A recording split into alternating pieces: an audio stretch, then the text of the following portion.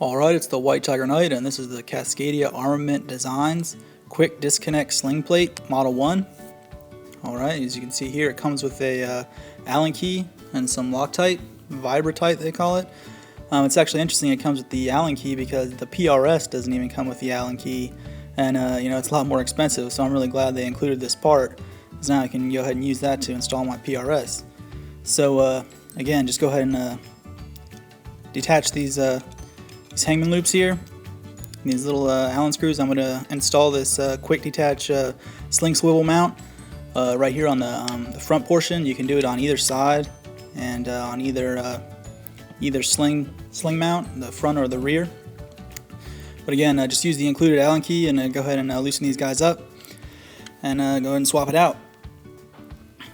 Now this is the just comparison between the new one and the old one. It's a lot beefier, and again, showing that the screws actually come on the PRS with some blue Loctite on there, so that's pretty fortunate. Makes it easier. So just go ahead and line it up here and place the screws through and tighten it on. It's pretty simple stuff. As you can see here, you can kind of read the PRS, the AR-10 on the Magpul PRS stock. So that's one clue that you don't have a counterfeit.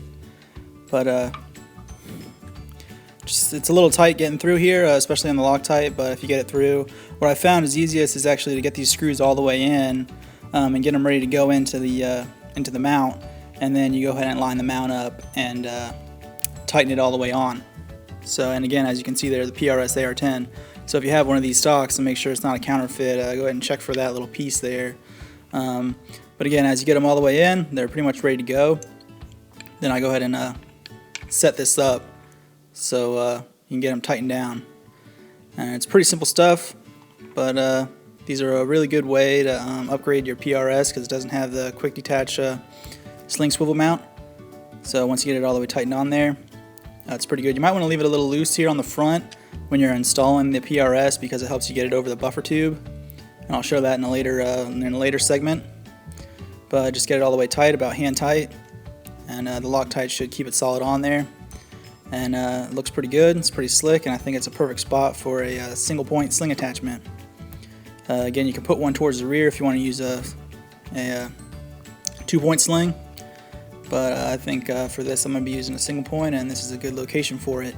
You can put it on the left side, the right side, whichever one you want. It has to be facing down here on the front position because it won't fit in the upwards facing position. But I think it works great, and it looks slick, and it's a good upgrade. So the site's a little sketchy, but I would recommend ordering from them. They shipped it out pretty quickly, and came fast and quick, and it's pretty great stuff. So I didn't even have to use the included Vibratite because it's already on the PRS screws. But I think it's just a good option, a good upgrade for the PRS. It's definitely lacking on this stock that they don't have the single point sling attachment. So again, stay tuned for future updates and install this PRS on the AR-10. Peace out.